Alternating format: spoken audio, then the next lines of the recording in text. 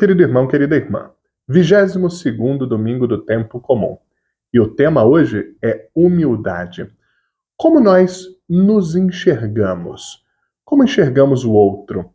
Qual é o relacionamento que nós estabelecemos com o outro, com Deus e com a nossa própria pessoa? A humildade é uma virtude central na Bíblia. É considerada por muitos teólogos como a porta de entrada de todas as virtudes. E hoje, Deus convida a mim e a você a uma renovada atitude de humildade. A primeira leitura vem do Antigo Testamento. É tirada do livro do Eclesiástico e não podia ser mais clara. Filho, realiza teus trabalhos com mansidão. Na medida em que fores grande, deverás praticar a humildade. E assim encontrarás graça diante do Senhor. Grande é o poder do Senhor, mas ele é glorificado pelos humildes. E a próxima lição que o autor sagrado traz é dura e atualíssima. Para o mal do orgulhoso não existe remédio. Uma planta de pecado está enraizada nele. Já o homem inteligente reflete sobre as palavras dos sábios. Com o ouvido atento, deseja a sabedoria. Já é o Antigo Testamento, nos dizendo que a humildade atrai os favores de Deus, atrai o olhar de Deus favorável sobre nós. De outro lado, o orgulho afasta de Deus e produz um relacionamento desordenado da pessoa consigo mesma e com o próximo, também com Deus. No Evangelho, Jesus faz duas parábolas, duas ilustrações muito interessantes para aprofundar o tema da humildade.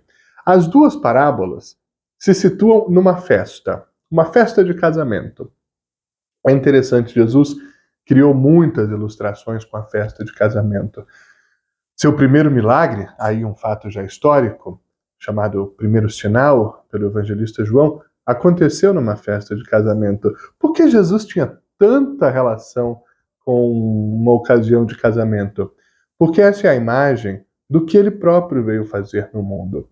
Desde o primeiro momento da Bíblia, o que se percebe é que Deus quer casar-se com a humanidade. Jesus Cristo se apresenta como o noivo da humanidade. E qual é a dinâmica de um casamento? Compromisso, profundidade no conhecimento, ajuda recíproca, suporte recíproco, amor intenso e levado até as últimas consequências por toda a vida. Por essa razão, Jesus se apresenta como o noivo da humanidade, que quer estabelecer com cada um de nós individualmente considerado e também com todo o gênero humano uma relação de profundo amor, cuidado, felicidade, proteção e carinho.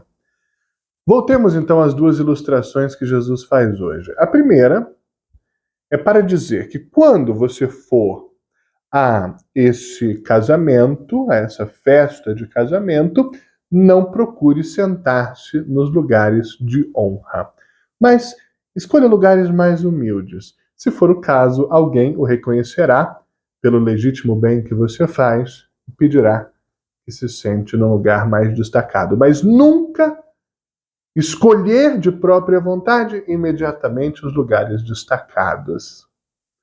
O que Jesus quer nos dizer? Que muitas vezes a experiência humana nos coloca numa atitude de arrogância, de achar que nós somos os tais, melhores que os outros, mais talentosos, mais inteligentes, mais capacitados, com um histórico de realizações ou um potencial maior do que os outros. Um certo ar de superioridade, de soberba, de achar que o lugar melhor é o meu. O que mais deve aparecer sou eu. Quem mais deve estar à vista dos outros e receber aplausos sou eu. Jesus alerta para o mal dessa postura. É quase como Jesus quisesse nos dizer: vai devagar, vai devagar. Você também tem limitações, também tem defeitos, também tem um passado, também tem desvios. Não vá de cara achar que é a aparência de importância, de talento, de altas qualidades que importa aos olhos de Deus, o noivo da humanidade. Não. Importa aos olhos de Deus a atitude de simplicidade, de quem se reconhece não como a última Coca-Cola do deserto, mas como alguém que também precisa da misericórdia, que também precisa do amor de Deus, da proximidade de Deus. E aí Jesus vai dizer uma das frases mais fortes de todas as suas pregações: quem se eleva será humilhado, e quem se humilha será elevado. Ao longo da Bíblia, Deus muitas vezes mostra que a sua lógica é inversa à nossa lógica. Se nós formos ao canto do Magnificat, aquele que Maria entoa no contexto da visita a Isabel, quando a criança pula de alegria no ventre de Isabel e Isabel reconhece Maria como a mãe de Deus, Maria faz aquele hino extraordinário: a minha alma engrandece o Senhor, o meu espírito exulta em Deus, meu Salvador. E lá na frente vai dizer: porque Deus derruba do trono os poderosos e ergue os humildes, manda embora os ricos com as mãos vazias e cumula de bens os pobres. Jesus, num certo momento da sua vida, chega mesmo a dizer que ele é um sinal de contradição. Pois é, Deus funciona de um jeito diferente do nosso. E essa palavra de Jesus é dura. E é importante que a gente tenha os ouvidos abertos para entender o que é que Jesus está falando. Porque é pesada a lição de hoje. Quem se eleva será humilhado. Infelizmente, não é raro ver no mundo de hoje quem olha o outro de cima para baixo. Quem olha o outro com um ar de superioridade, se julgando mais importante do que o outro. Às vezes por motivos absolutamente tontos. Eu queria dizer outra palavra, mas não ficaria bem na gravação. Dinheiro, carreira, profissão, grau acadêmico, status, fama, número de seguidores. Como se isso desse o direito de olhar o outro de cima para baixo. Isso é humilhar o outro. Achar que o outro vale menos que eu, é menos importante do que eu, porque tem menos dinheiro, porque conquistou menos cargos na sua carreira, vale menos do que eu. Jesus está dizendo, preste bem atenção, porque aqui está a essência da palavra de hoje. Jesus está dizendo que quem trata um outro ser humano como inferior será humilhado por Deus. Jesus está dizendo com uma dureza extraordinária que quem olha outro ser humano de cima para baixo terá toda a reprovação de Deus. Será humilhado por Deus, jogado no chão por Deus, porque Deus não tolera a superioridade de alguém sobre o outro, especialmente se for pela conta bancária, pela profissão que exerce. E aqui nós precisamos nos converter e com urgência. Quantas vezes ainda assistimos cenas, até de pessoas católicas, que tratam mal aqueles que exercem profissões ditas mais simples, que no fundo são absolutamente essenciais para que a vida em civilização possa acontecer. Deus não tolerará.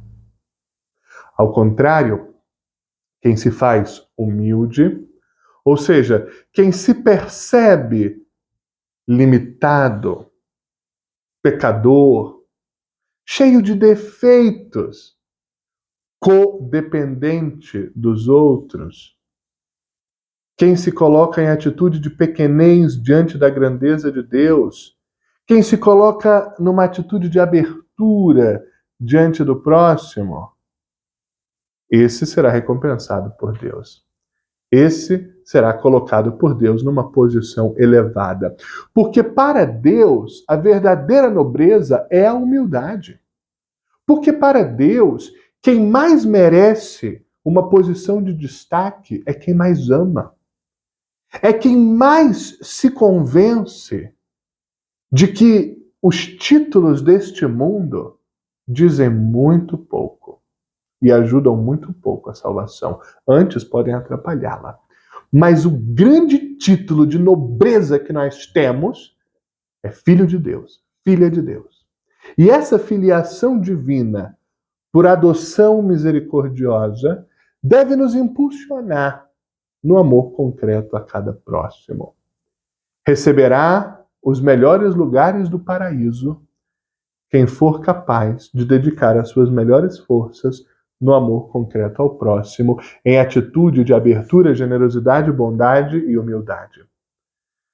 A segunda imagem que Jesus faz é justamente nesse ponto. Jesus diz: quando você for fazer uma festa, não convida quem pode te retribuir o convite. Convida os pobres. Convida os que não têm nada. O que Jesus está fazendo aqui? Rompendo a lógica da reciprocidade dos interesses. Eu ajudo quem for me ajudar. Eu faço o bem a quem for me fazer o bem. Eu chamo para minha festa quem puder me chamar para sua festa. Essa lógica Jesus despreza.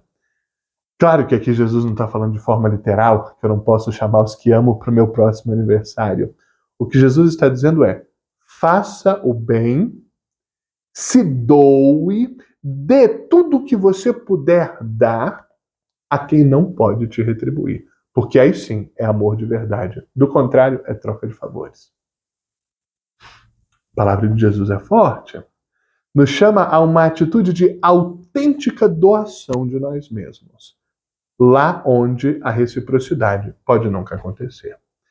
Eu quero lembrar, para finalizar, o que é dito na bênção nupcial. Na conclusão da celebração de um casamento católico, tem um trecho que é uma exortação para os recém-casados, que diz: sejam no mundo sinal do amor de Deus. Abram as portas aos pobres e infelizes, que um dia, agradecidos, lhes receberão na casa do Pai.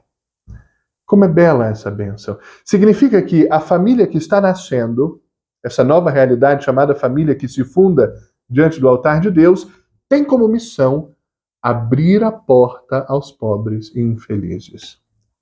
E a recompensa virá, já está prometida. Qual é a recompensa? Os pobres e infelizes no céu, porque conquistarão o céu, o reino dos céus é dos pobres, isso está na Bíblia, abrirão a porta do paraíso aos que a eles estenderam a mão. De novo, que palavra forte. Qual é o ingresso para o paraíso? O que é que me habilita a entrar no céu? A porta aberta aos pobres e infelizes.